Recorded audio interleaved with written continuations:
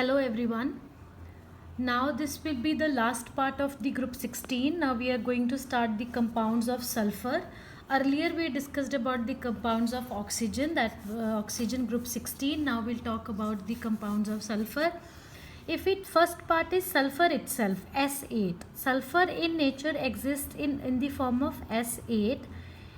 The allotropic forms of sulfur are rhombic or octahedral or alpha sulfur, monoclinic or prismatic or beta sulfur. These are the shapes of the sulfur. The crystal structure of the crystal lattice, यानी कि उन्होंने किद्दां दी shape होगी उन्होंने crystals the. Then it is plastic sulfur, then Angel's sulfur. One the most important is the comparison between alpha sulfur and beta sulfur, rhombic or octahedral or alpha sulfur, and we'll talk about its comparison with monoclinic or prismatic or beta sulfur. So if we talk about alpha sulfur or rhombic sulfur, it is pale yellow in color and most common form of sulfur. So what is the most common form of sulfur? That is the rhombic sulfur. Now if we talk about the monoclinic sulfur, that is dull yellow in color. The melting point of the rhombic sulfur is 385.8 Kelvin and specific gravity is 2.06. On the other hand, if we talk about monoclinic sulfur, that's melting point is 393 Kelvin and specific gravity is 1.98 Kelvin. How it is prepared, how the rhombic sulfur is prepared? It is prepared by evaporating the solution of roll sulfur in CS2, whereas ਜਿਹੜਾ rhombic ਜਿਹੜੀ monoclinic sulfur ਹੈ ਉਹ rhombic sulfur ਤੋਂ prepare ਕੀਤੀ ਜਾਂਦੀ ਹੈ.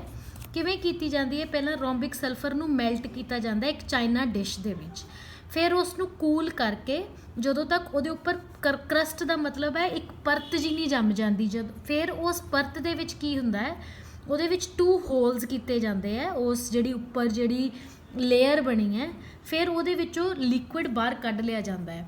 On removing the crust, ਉਸ ਤੋਂ ਬਾਅਦ ਜਿਹੜੇ ਉਹਦੇ ਜਦੋਂ ਠੰਡਾ ਹੁੰਦਾ ਹੈ, needle shaped crystals of beta sulfur are formed. Next point is कि ਜਿਹੜੀ alpha sulfur है, it is insoluble in water and readily soluble in carbon disulfide but dissolves to some extent in benzene, alcohol and ether. ਜੇ ਆਪਾਂ monoclinic sulfur ਦੀ ਗੱਲ ਕਰੀਏ, it is insoluble in water but soluble in carbon disulfide. फिर rhombic sulfur, it is the most stable form of the sulfur at ordinary temperature and all other forms of sulfur जिन्नियां भी बाकी forms है वो gradually change हो ਜਾਂਦੀਆਂ ਕਾਦੇ ਵਿੱਚ alpha sulfur ਜਾਂ rhombic sulfur ਦੇ ਵਿੱਚ. ਹੁਣ ਜੇ ਆਪਾਂ beta sulfur ਜਾਂ monoclinic sulfur ਦੀ ਗੱਲ ਕਰੀਏ, it is stable above 369 Kelvin. Below this temperature it slowly changes into rhombic sulfur. At 369 Kelvin both the forms are stable. यानी कि जे ਆਪਾਂ lower temperature 369 ਤੋਂ ਘੱਟ ਕਹੀਏ ਤਾਂ rhombic sulfur present ਹੈ.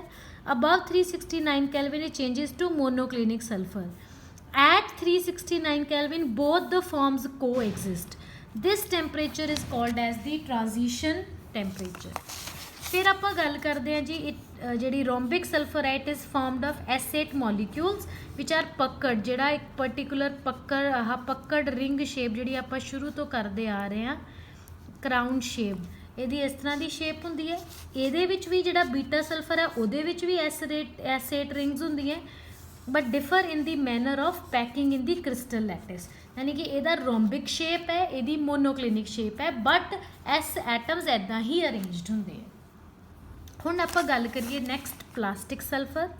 Plastic sulphur amber brown colour ਦੀ ਹੈ, ਅਮੋਰਫਸ ਦੀ ਹੈ, ਆ ਕ੍ਰਿਸਟਲਾਈਨ ਸੀਗੀਆਂ ਉੱਪਰ ਵਾਲੀਆਂ.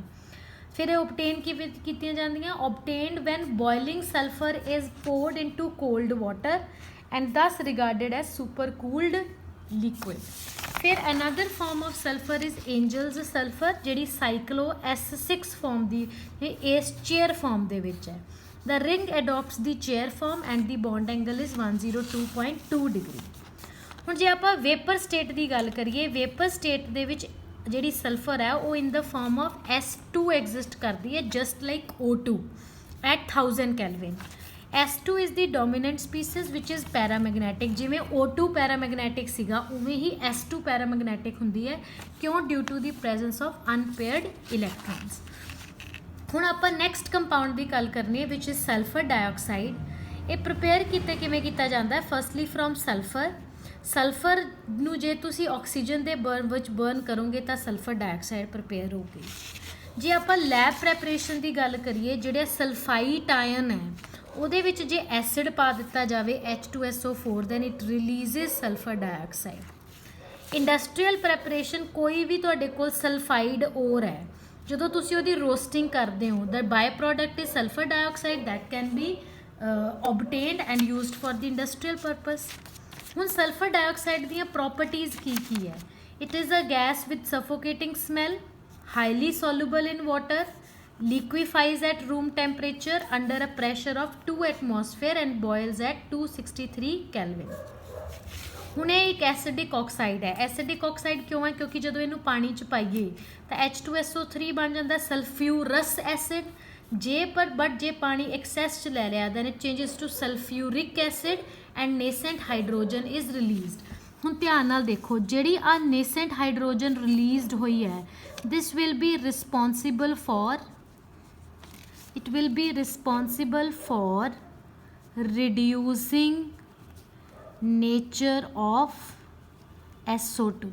that means SO2 ਕੀ ਹੋ ਗਿਆ ਫਿਰ? ਇੱਕ reducing agent।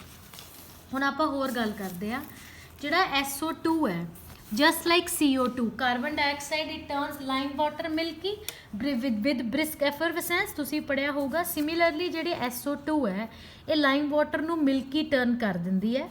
ਮਿਲਕੀਨੈਸ is due to the formation of calcium ਸਲਫਾਈਟ। ਜੇ ਤੁਸੀਂ ਜਿਹੜਾ ਲਾਈਮ ਵਾਟਰ ਹੈ CaOH ਹੋਲ ਟਵਾਈਸ, ਇਹਦੇ ਵਿੱਚੋਂ ਸਲਫਰ ਡਾਈਆਕਸਾਈਡ ਪਾਸ ਕਰੋਗੇ ਕੈਲਸ਼ੀਅਮ ਸਲਫਾਈਟ ਫਾਰਮ ਹੋਊਗਾ। ਉਹ ਮਿਲਕੀਨੈਸ ਕੈਲਸ਼ੀਅਮ ਸਲਫਾਈਟ ਕਰਕੇ ਹੈ। ਫਿਰ ਜੇ ਕੈਲਸ਼ੀਅਮ ਸਲਫਾਈਟ ਦੇ ਵਿੱਚੋਂ ਜੇ ਤੁਸੀਂ ਹੋਰ SO2 ਪਾਸ ਕਰੋਗੇ for longer time, milkiness disappears due to the formation of, ਜਿਹੜੀ ਆ ਮਿਲਕੀਨੈਸ ਹੈ ਉਹ ਡਿਸਅਪੀਅਰ ਹੋ ਜਾਂਦੀ ਹੈ due to the formation of soluble calcium bisulphide. ਯਾਨੀ ਕਿ ਪਹਿਲਾਂ ਤਾਂ CaSO3 ਬਣਿਆ, ਇਹ ਮਿਲਕੀ ਹੈ, ਉਹਦੇ ਵਿੱਚੋਂ ਜੇ ਤੁਸੀਂ ਹੋਰ ਸਲਫਰ ਡਾਈਆਕਸਾਈਡ ਪਾਸ ਕਰੋਗੇ ਤਾਂ ਉਹ ਚੇਂਜ ਹੋ ਜਾਊਗਾ ਹਾਈਡਰੋਜਨ ਸਲਫਾਈਟ ਜਾਂ ਬਾਈਸਲਫਾਈਟ ਦੇ ਵਿੱਚ। ਤੇ ਇੱਥੇ ਮਿਲਕੀਨੈਸ ਖਤਮ ਹੋ ਗਈ ਕਿਉਂਕਿ ਉਹ ਸੋਲਿਊਬਲ ਹੋ ਜਾਂਦਾ ਵਾਟਰ ਦੇ ਵਿੱਚ। ਇਹ ਯਾਦ ਰੱਖਣਾ ਵੀ ਮਿਲਕੀਨੈਸ ਕਾਹਦੇ ਕਰਕੇ ਹੈ। ਹੁਣ ਜੇ ਆਪਾਂ ਗੱਲ ਕਰੀਏ ਨੈਕਸਟ, ਜਿਹੜਾ SO2 ਐਸਿਡਿਕ ਹੈ ਇਸ ਕਰਕੇ ਉਹ ਬੇਸ ਨਾਲ ਰਿਐਕਟ ਕਰੂਗਾ। ਜੇ ਉਹ NaOH ਨਾਲ ਰਿਐਕਟ ਕਰ ਰਿਹਾ ਉਹ ਸੋਡੀਅਮ ਸਲਫਾਈਟ ਫਾਰਮ ਕਰੂਗਾ। ਸੋਡੀਅਮ ਸਲਫਾਈਟ ਦੇ ਵਿੱਚ ਜੇ ਫਰਦਰ ਤੁਸੀਂ SO2 ਜਾਂ ਵਾਟਰ ਪਾਓਗੇ ਇਟ ਵਿਲ ਫਾਰਮ ਸੋਡੀਅਮ ਬਾਈਸਲਫਾਈਟ ਜਾਂ ਹਾਈਡਰੋਜਨ ਸਲਫਾਈਟ। SO2 ਕਲੋਰੀਨ ਦੇ ਨਾਲ ਵੀ ਰਿਐਕਟ ਕਰਦਾ in the presence of charcoal to form sulphuryl chloride. ਆ ਸਲਫਿਊਰਾਈਡ ਕਲੋਰਾਈਡ ਕਿਉਂ ਇੰਪੋਰਟੈਂਟ ਹੈ? Because it acts as a chlorinating. ਜਿੱਥੇ ਵੀ ਸਾਨੂੰ ਕਲੋਰੀਨ ਚਾਹੀਦਾ ਹੈ it can be used as a chlorinating agent. ਹੁਣ ਮੈਂ ਤੁਹਾਨੂੰ ਪਿੱਛੇ ਦੱਸਿਆ ਸੀਗਾ ਕਿ ਜਿਹੜਾ SO2 ਹੈ ਜਦੋਂ ਪਾਣੀ ਦੇ ਵਿੱਚ ਰਿਐਕਟ ਕਰਦਾ ਹੈ, ਜ਼ਿਆਦਾ ਪਾਣੀ ਹੋਵੇ ਤਾਂ H2SO4 ਬਣਾਉਂਦਾ ਅਤੇ ਆ ਨੇਸੈਂਟ ਹਾਈਡਰੋਜਨ ਰਿਲੀਜ਼ ਕਰਦਾ। ਇਹ ਜਿਹੜੇ ਨੇਸੈਂਟ ਹਾਈਡਰੋਜਨ ਹੈ they are responsible for reducing nature, ਇਸ ਕਰਕੇ SO2 ਕੀ ਐਕਟ ਕਰਦਾ ਹੈ? Reducing agent. ਹੁਣ ਉਹ ਕੀ ਕਰਦਾ ਹੈ? ਜਿਹੜਾ SO2 ਹੈ ਉਹ ਰਿਡਿਊਸ ਕਰ ਦਿੰਦਾ IO3 ਨੈਗੇਟਿਵ ਨੂੰ I2 ਦੇ ਵਿੱਚ, ਫੈਰਿਕ ਸਲਫੇਟ ਨੂੰ ਫੈਰਸ ਸਲਫੇਟ 'ਚ, KMNO4 ਨੂੰ MN2 ਪੋਜ਼ੀਟਿਵ, K2Cr2O7 ਨੂੰ Cr3 ਪੋਜ਼ੀਟਿਵ 'ਚ ਅਤੇ X2 ਨੂੰ HX। ਯਾਨੀ ਕਿ ਜੇ ਮੈਂ ਇੱਕ ਇਕੁਏਸ਼ਨ ਕਰਕੇ ਦਿਖਾਵਾਂ ਤੁਹਾਨੂੰ, ਜਿਹੜਾ SO2 ਹੈ ਜੇ ਉਹਦੇ ਵਿੱਚ ਤੁਸੀਂ IO3 ਨੈਗੇਟਿਵ ਪਾਓਗੇ ਉਹ ਚੇਂਜ ਹੋ ਜਾਊਗਾ ਕਾਹਦੇ ਵਿੱਚ? SO2 ਆਪ ਚੇਂਜ ਹੋ ਜਾਊਗਾ ਕਾਹਦੇ ਵਿੱਚ? H2SO4 ਦੇ ਵਿੱਚ। ਅਤੇ ਜਿਹੜਾ IO3 ਨੈਗੇਟਿਵ ਹੈ ਉਹ ਕਾਹਦੇ ਵਿੱਚ ਚੇਂਜ ਹੋ ਜਾਊਗਾ? I2 ਦੇ ਵਿੱਚ। ਇਹਦੇ ਵਿੱਚ ਜਿਹੜਾ S ਹੈ ਉਹ ਪ੍ਰੈਜ਼ੈਂਟ ਸੀਗਾ, ਜੇ ਮੈਂ ਹੋਰ ਪੈਨ ਦੇ ਨਾਲ ਐਕਸਪਲੇਨ ਕਰਾਂ, ਜਿਹੜਾ SO2 ਸੀਗਾ ਉਹ ਇੱਥੇ ਕਿਹੜੀ ਆਕਸੀਡੇਸ਼ਨ ਸਟੇਟ 'ਚ ਹੈ? +4। ਅਤੇ ਇਹਦੇ ਵਿੱਚ ਉਹ ਕਾਹਦੇ ਵਿੱਚ ਚੇਂਜ ਹੋ ਗਿਆ? +6। ਉਹਦੀ ਖੁਦ ਦੀ ਕੀ ਹੋ ਗਈ? ਆਕਸੀਡੇਸ਼ਨ ਹੋ ਗਈ। ਜੇ ਆਪਾਂ ਇਹਦੀ ਗੱਲ ਕਰੀਏ IO3 ਨੈਗੇਟਿਵ ਦੀ, ਇਹਦੇ ਵਿੱਚ ਜਿਹੜਾ I ਹੈ ਉਹ ਪ੍ਰੈਜ਼ੈਂਟ ਸੀਗਾ +5 ਆਕਸੀਡੇਸ਼ਨ ਸਟੇਟ, ਇੱਧਰ ਹੋ ਗਿਆ 0 ਆਕਸੀਡੇਸ਼ਨ ਸਟੇਟ। ਹੁਣ ਆਪਾਂ ਇਹਨੂੰ ਰਿਡੋਕਸ ਰਿਐਕਸ਼ਨ ਦੀ ਮਦਦ ਦੇ ਨਾਲ ਆਪਾਂ ਬੈਲੈਂਸ ਕਰ ਸਕਦੇ ਹਾਂ। ਦੇਖੋ ਕਿਵੇਂ, ਇੱਧਰ ਆਪਾਂ ਨੂੰ 2 ਪਾਉਣਾ ਪੈਣਾ, ਠੀਕ ਹੈ, +4 to +6 2 ਇਲੈਕਟ੍ਰੋਨਸ, +5 to 0 ਕਿੰਨੇ? 10 ਇਲੈਕਟ੍ਰੋਨਸ, 10 ਇਲੈਕਟ੍ਰੋਨਸ ਹੋ ਗਏ। तो आप हम बैलेंस किवें करांगे? +4 to +6 2 इलैक्ट्रॉन्स प्लस 5 2 0 टोटल कितने हो गए 5 इलैक्ट्रॉन्स पर आयोडीन कितने है 2 सो टोटल 10 इलैक्ट्रॉन्स इनू बैलेंस किवें करांगे इनू 5 नाल मल्टीप्लाई कर दिओ 5 5 सो अपने कोल की इक्वेशन बन गई 5SO2 प्लस 2IO3 नैगेटिव ये आपां रिडॉक्स रिएक्शन दे विच कीता होया है 5H2SO4 प्लस I2 हुण वारी ऑक्सीजन दी 10 ते 6 16 ऑक्सीजन इधर है 20 इधर है सो अपने कोल इधर 4 वाटर इधर हुण H पॉजिटिव इधर 8H है इधर 10 है तो आपां नूं इधर 2H पॉजिटिव होर चाहिए so this is how a balanced मतलब redox reaction will look like तुसी की याद रखना है कि SO2 खुद कादे विच चेंज हो जाता है H2SO4 दे विच ते बाकी जिहड़े हैगे आ वो कादे विच चेंज हो जाते जिवें IO3 I2 च हो गया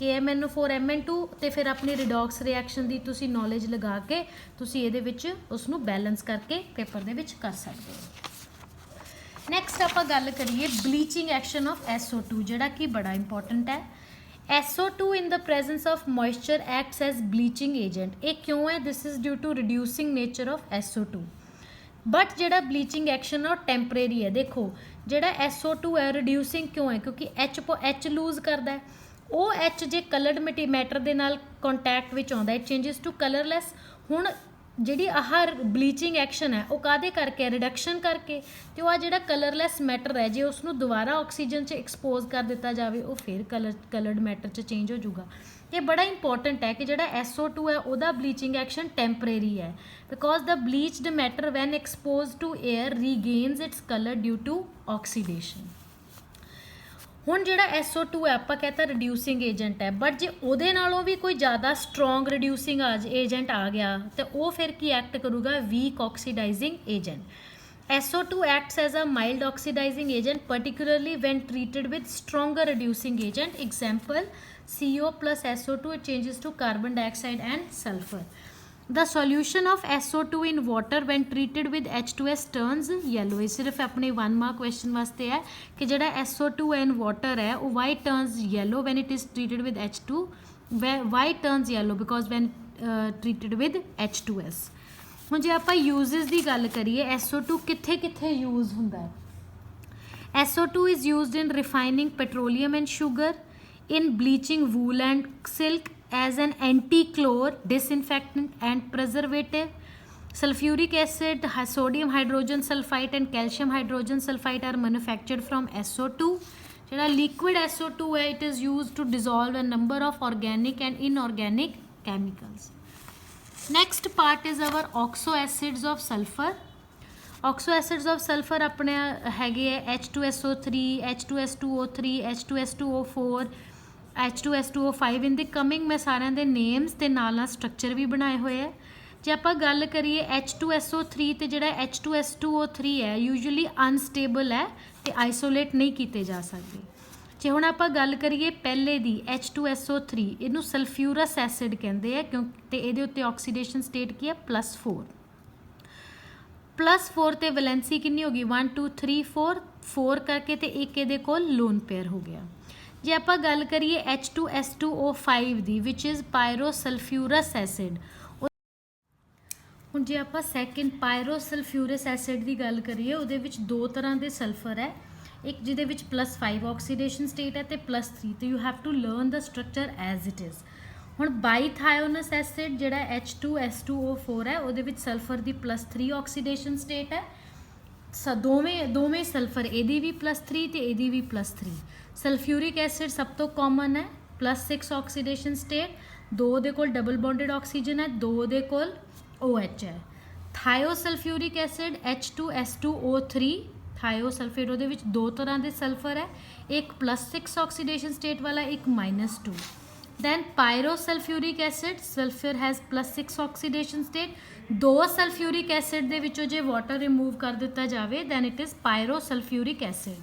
पायरो वर्ड का मतलब होंदा है रिमूवल ऑफ वाटर जो हीट किया जाता है दो सल्फ्यूरिक एसिड दे विचों यानी कि जिवें आ दो सल्फ्यूरिक एसिड है इन्हां नूं दो चों जे आपां वाटर कढ़ दईए तो इस तरह का स्ट्रक्चर बनूगा ताइयों इस करके इनू पायरोसल्फ्यूरिक एसिड कहते हैं ਬਾਈਥਾਇਓਨਿਕ ਐਸਿਡ ਦੀ ਜੇ ਗੱਲ ਕਰੀਏ ਜਿਸ ਵਿੱਚ ਇਜ਼ H2S2O6 ਜਿਹਦੇ ਵਿੱਚ ਸਲਫਰ ਦੇ ਉੱਤੇ +5 ਆਕਸੀਡੇਸ਼ਨ ਸਟੇਟ ਹੈ ਰਾਈਟ। ਇਹਦੇ ਵਿੱਚ ਸਲਫਰ ਤੇ ਸਲਫਰ ਦਾ ਡਾਇਰੈਕਟ ਲਿੰਕੇਜ ਹੈ, ਤਾਂ ਤੁਸੀਂ ਯਾਦ ਰੱਖਣਾ ਸਲਫਰ ਤੇ ਸਲਫਰ ਦਾ ਡਾਇਰੈਕਟ ਲਿੰਕੇਜ ਕਿਹਦੇ ਵਿੱਚ ਹੈ ਰਾਈਟ। ਇਹ ਹੈਗੇ ਆਪਣੇ ਸਾਰੇ ਆਕਜ਼ੋ ਐਸਿਡਸ ਆਫ ਸਲਫਰ।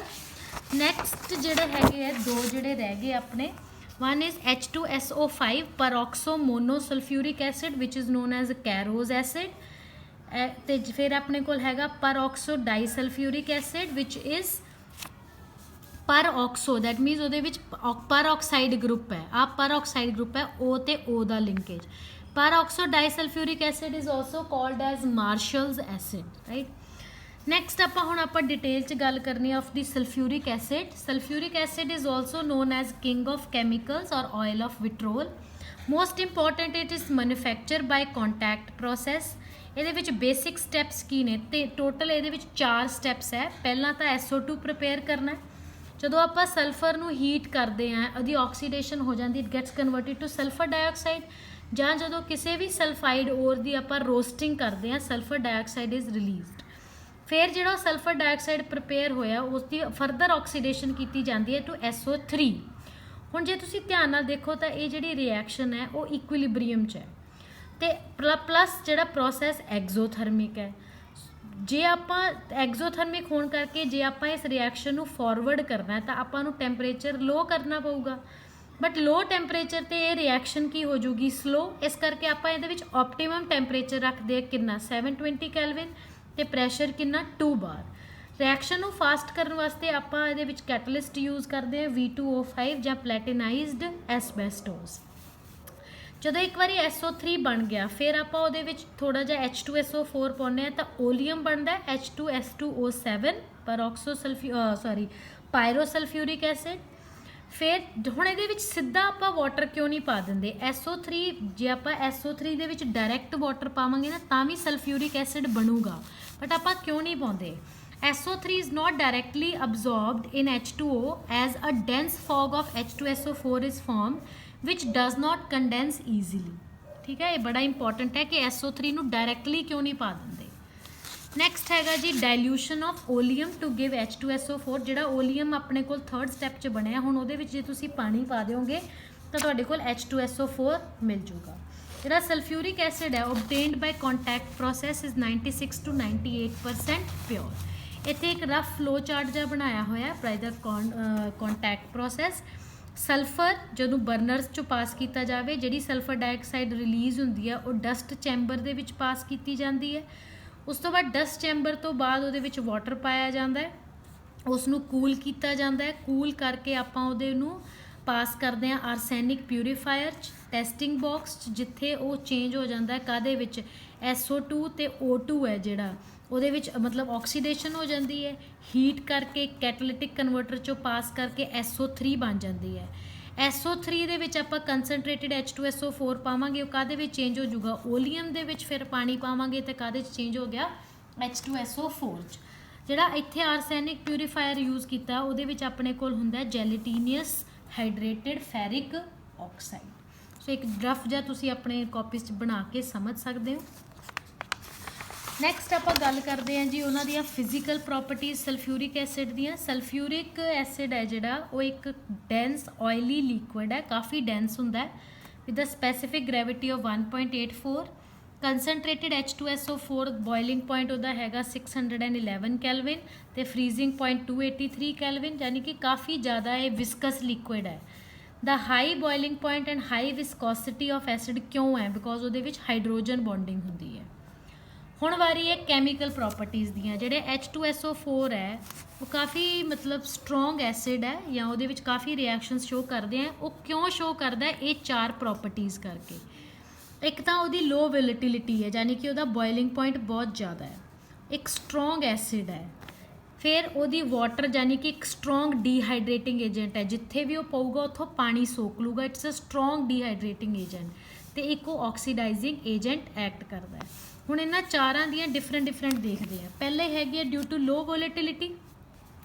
ਜਿਹੜਾ H2SO4 ਹੈ it is used for the manufacture of more volatile acids. ਜਿਵੇਂ ਕਿ ਜੇ H2SO4 ਕਿਸੇ MF ਕਿਸੇ ਸੋਲਟ MX ਸੋਲਟ 'ਚ ਪਾਵਾਂਗੇ वो HX ਐਸਿਡ ਬਣ ਜੂਗਾ ਪਲੱਸ ਮੈਟਲ ਸਲਫੇਟ। ਜਿਵੇਂ ਕਿ ਜੇ ਆਪਣੇ ਕੋਲ NaF ਹੈ ਜੇ ਉਹਦੇ ਵਿੱਚ H2SO4 ਪਾਵਾਂਗੇ ਤਾਂ ਆਪਣੇ ਕੋਲ ਮੋਰ ਵੋਲੇਟਾਈਲ HF ਜਿਹੜਾ ਐਸਿਡ ਹੈ ਉਹ ਬਣ ਜੂਗਾ ਤੇ ਸੋਡੀਅਮ ਸਲਫੇਟ ਬਣ ਜੂਗਾ। ਜੇ ਆਪਣੇ ਕੋਲ ਸੋਡੀਅਮ ਕਾਰਬੋਨੇਟ ਹੈ ਜੇ ਉਹਦੇ ਵਿੱਚੋਂ H2SO4 ਪਾਵਾਂਗੇ ਸੋਡੀਅਮ ਸਲਫੇਟ ਬਣ ਜੂਗਾ plus carbon dioxide and water will be released ਕਿਉਂਕਿ ਉਹ ਜ਼ਿਆਦਾ ਵੋਲੇਟਾਈਲ ਹੈ। ਫਿਰ ਜਿਹੜਾ H2SO4 ਹੈ it is a strong oxidising agent. ਜਿਹੜੀ ਉਹਦੀ ਆਕਸੀਡਾਈਜ਼ਿੰਗ ਨੇਚਰ ਹੈ it is intermediate between phosphoric and nitric acid. ਜਿਹੜਾ H2SO4 ਹੈ it oxidises both metals and non metals. H2SO4 ਕਿਉਂ ਆਕਸੀਡਾਈਜ਼ਿੰਗ ਹੈ ਬਿਕੋਜ਼ ਜਦੋਂ ਉਹ SO2 ਚ ਰਿਡਿਊਸ ਹੋ ਜਾਂਦਾ ਹੈ ਤੇ ਨੇਸੈਂਟ ਆਕਸੀਜਨ ਰਿਲੀਜ਼ ਕਰਦਾ ਹੈ। This nascent oxygen is responsible for the oxidising nature of sulphuric acid. ਜਿਵੇਂ H2SO4 ਆਕਸੀਡਾਈਜ਼ ਕਰ ਦੂਗਾ S8 ਨੂੰ SO2 ਚ, HBr ਨੂੰ Br2 ਚ, H2S ਨੂੰ S ਦੇ ਵਿੱਚ ਤੇ ਕਾਪਰ ਨੂੰ ਕਾਪਰ ਸਲਫੇਟ। ਜਿਵੇਂ ਆਪਾਂ SO2 ਚ ਕੀਤਾ ਜੇ ਮੈਂ ਆਹ ਰਿਐਕਸ਼ਨ ਕਰਕੇ ਦਿਖਾਵਾਂ ਜਿਹੜਾ H2SO4 ਹੈ ਜੇ ਉਹਦੇ ਵਿੱਚ ਤੁਸੀਂ S8 ਪਾਓਗੇ it changes to H2SO4 we SO2 ਚ ਚੇਂਜ ਹੋ ਜਾਊਗਾ ਪਲੱਸ ਜਿਹੜਾ S8 ਹੈ ਉਹ ਵੀ SO2 ਚ ਚੇਂਜ ਹੋ ਜਾਊਗਾ plus water will be form. ਤੇ ਹੁਣ ਤੁਸੀਂ ਰਿਡੋਕਸ ਰਿਐਕਸ਼ਨ ਕਰਕੇ ਉਸ ਨੂੰ ਬੈਲੈਂਸ ਕਰ ਸਕਦੇ ਹੋ। ਜਿਵੇਂ ਫੋਰ ਐਗਜ਼ਾਮਪਲ ਜੇ ਆਪਣੇ ਕੋਲ H2SO4 ਹੈ ਉਹਦੇ ਵਿੱਚ ਤੁਸੀਂ HBr ਪਾਓਗੇ ਉਹ ਆਪ ਤਾਂ ਚੇਂਜ ਹੋ ਗਿਆ SO2 plus Br2 will be released. ਇਹਦੇ ਵਿੱਚ ਉਹ +6 ਆਕਸੀਡੇਸ਼ਨ ਸਟੇਟ 'ਚ ਹੈ Br -1 'ਚ ਹੈ ਇੱਥੇ ਉਹ +4 'ਚ ਹੈ ਤੇ ਇੱਥੇ 0 'ਚ ਇੱਧਰ 2 ਆ ਗਿਆ +6 to +4 ਕਿੰਨੇ ਇਲੈਕਟ੍ਰੋਨਸ ਹੋ ਗਏ 2 ਇਲੈਕਟ੍ਰੋਨਸ ਹੋ ਗਏ -1 to ਇੱਥੇ 2 ਇਲੈਕਟ੍ਰੋਨਸ ਇੱਥੇ ਹੋ ਗਏ ਤਾਂ ਆਲਰੇਡੀ ਬੈਲੈਂਸਡ। ਹੁਣ ਜੇ ਆਪਾਂ ਆਕਸੀਜਨ ਦੇਖੀਏ ਇੱਧਰ 4 ਆਕਸੀਜਨ ਇੱਧਰ 2 ਸੋ ਇੱਧਰ ਕਿੰਨੇ ਵਾਟਰ ਆ ਗਏ 2 ਵਾਟਰ ਤੇ 4 ਹਾਈਡਰੋਜਨ ਦਾ ਰਿਐਕਸ਼ਨ ਇਜ਼ ਬੈਲੈਂਸ। ਸੋ ਉੱਪਰ ਵਾਲੀ ਵੀ ਰਿਐਕਸ਼ਨ ਤੁਸੀਂ ਖੁਦ ਇੱਦਾਂ ਕਰ ਸਕਦੇ ਹੋ ਭਾਵੇਂ SO2 ਨੂੰ 2 ਵਾਰੀ ਲਿਖ ਕੇ ਤੁਸੀਂ ਕਰ ਸਕਦੇ ਹੋ। ਨੈਕਸਟ ਆਪਾਂ ਕਿਹਾ ਸੀਗਾ it has a strong acidic character. Acidic ਕਿਉਂ ਹੈ ਕਿਉਂਕਿ ਜੇ H2SO4 H ਪੋਜ਼ਿਟਿਵ ਰਿਲੀਜ਼ ਕਰਦਾ ਤੇ Ka ਬਹੁਤ ਜ਼ਿਆਦਾ ਹੈ। Ka ਵੈਲਿਊ ਜ਼ਿਆਦਾ ਹੋਣ ਦਾ ਮਤਲਬ ਹੈ ਕਿ H ਪੋਜ਼ਿਟਿਵ ਤੇ HSO4 ਨੈਗੇਟਿਵ ਕਾਫੀ ਜ਼ਿਆਦਾ ਕੁਆਂਟਿਟੀ 'ਚ ਫਾਰਮ ਹੁੰਦੇ ਹੈ। ਤੇ ਉਸ ਤੋਂ ਬਾਅਦ ਜਦੋਂ ਸੈਕਿੰਡ H ਪੋਜ਼ਿਟਿਵ ਰਿਲੀਜ਼ ਹੁੰਦਾ ਉਹ ਔਖਾ ਰਿਲੀਜ਼ ਹੁੰਦਾ ਇਸ ਕਰਕੇ ਆਪਾਂ ਕਹਿੰਦੇ ਹਾਂ Ka1 is greater then Ka2। ਕਿਉਂ ਔਖਾ ਰਿਲੀਜ਼ ਹੁੰਦਾ ਹੈ ਦੇਖੋ ਪਹਿਲੇ ਸਟੈਪ 'ਚ ਜਿਹੜਾ H ਪੋਜ਼ਿਟਿਵ ਹੈ ਉਹ ਰਿਲੀਜ਼ ਹੋਇਆ ਕਿਸੇ ਨਿਊਟਰਲ ਸਪੀਸੀਜ਼ ਤੋਂ ਤਾਂ ਉਹ ਸੌਖਾ ਹੈ ਪਰ ਜਿਹੜਾ ਸੈਕਿੰਡ H ਪੋਜ਼ਿਟਿਵ ਹੈ ਉਹ ਰਿਲੀਜ਼ ਹੋਇਆ ਕਿਸੇ ਨੈਗੇਟਿਵਲੀ ਚਾਰਜਡ ਸਪੀਸੀਜ਼ ਤੋਂ ਤਾਂ ਉਹਨਾਂ ਵਿੱਚ strong electrostatic forces of attraction ਹੈ ਜਿਹਦੇ ਕਰਕੇ H ਪੋਜ਼ਿਟਿਵ ਦੂਜੀ ਵਾਰੀ ਔਖਾ ਰਿਲੀਜ਼ ਹੋਇਆ। ਐਸਿਡਿਕ ਕਰੈਕਟਰ ਕਰਕੇ it has the ability to form 2 series of ਸਾਲਟਸ।